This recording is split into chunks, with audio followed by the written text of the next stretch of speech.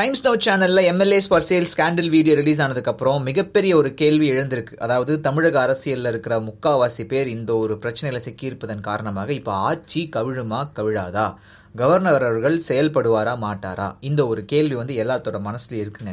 முக்கியமா திமுக கட்டாயமா இதை ஒரு பிரச்சனையை சட்டமன்றத்தில் கிளப்புவாங்க, சபாநாயகர் கிட்ட பேசுவாங்க.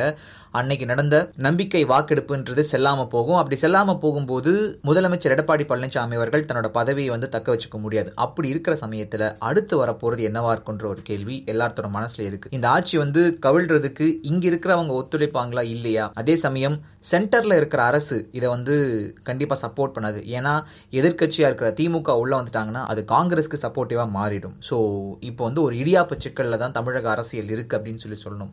இது ஒரு பக்கம் இருக்க, இன்னொரு பக்கம் அதிமுகவே ரெண்டா பிரிஞ்சு கிடக்கு.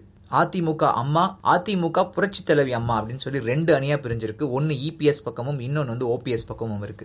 இப்போ ஓபிஎஸ் சமீபத்தில் நடந்த ஒரு பொதுக்கூட்டத்தில் பேசின விஷயம் என்ன அப்படின்னா, இந்த ரெண்டு அணிகளும் சேர்றதுக்காக அமைக்கப்பட்ட பேச்சுவார்த்தை குழு அதை நான் கலைச்சிடுறேன், இது இதுக்கு மேல அவசியம் இல்லை, ஏன்னா மக்கள் அதை விரும்பல அப்படின்னு சொல்லி ஒரு விஷயம் சொன்னார். அதுக்கு என்ன காரணமா இருக்கும்னு சொல்லி பார்க்கும்போது, தினகரன் அவர்கள் ஜெயில இருந்து வந்ததுக்கு அப்புறமா தனி ஆவர்த்தனம் பண்ண ஆரம்பிச்சிட்டாரு. யாருமே அவரை சந்திக்க மாட்டாங்கன்னு சொன்ன நேரத்தில் 33 எம்எல்ஏக்கள் அவரை போய் மீட் பண்ணிருக்காங்க. அது மட்டும் இல்லாம பன்னீர்செல்வம் டீம்ல இருந்தே பருதி இளம் வழுதி அவர்கள் தினகரன் டீம் பக்கம் போயிட்டாங்க. ஓபிஎஸ் சிவாஜியோட பயங்கரமா நடிப்பாருன்னு சொல்லி அவர் ஸ்டேட்மெண்ட்ல விட்டுட்டு இருக்காரு.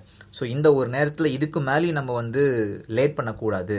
இன்னொரு டீம் சார்பில் எலெக்ஷன் கமிஷன்ல சப்மிட் பண்ணப்பட்ட பிரமாண பத்திரங்கள்ல பொதுச் செயலாளர் அப்படின்ற இடத்துல சசிகலாவோட பேரும், துணை பொதுச் செயலாளர் அப்படின்ற இடத்துல தினகரன் பேரும் தான் இருக்கு. சோ இவங்களை நம்ப முடியாது அப்படின்றதன் காரணமா மாவட்ட வாரியா யார் யார் என்னென்ன விஷயத்தை கவனிச்சுக்க போறாங்கன்ற நிர்வாக பட்டியலை சீக்கிரமா பன்னீர்செல்வம் ரிலீஸ் பண்ணுவார் அப்படின்னு சொல்லி தெரியுதுங்க. இது மட்டும் இல்லாம அதிமுகவோட சின்னம் எந்த டீமுக்கு போக போகுதோ அந்த டீமோட கை ஓங்குறதுக்கான வாய்ப்பும் அதிகமா இருக்குங்க.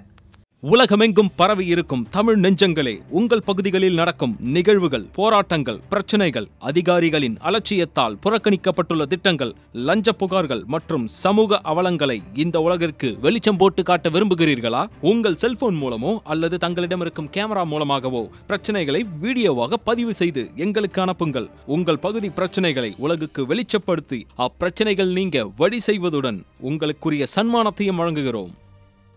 என்னோட கின்னஸ் பார்த்திங்கன்னா, பால் இந்த கண்ணில் நிப்பாட்டிட்டு இந்த கண் மாற்றணும், சேஞ்ச் பண்ணணும். அது ஒரு நிமிஷத்தில் எவ்வளோ அதிகமாக பண்ணுறாங்களோ. பழைய ரெக்கார்டு 98, நான் 117 தடவை ஒரு நிமிஷத்தில் இப்படி சேஞ்ச் பண்ணேன்.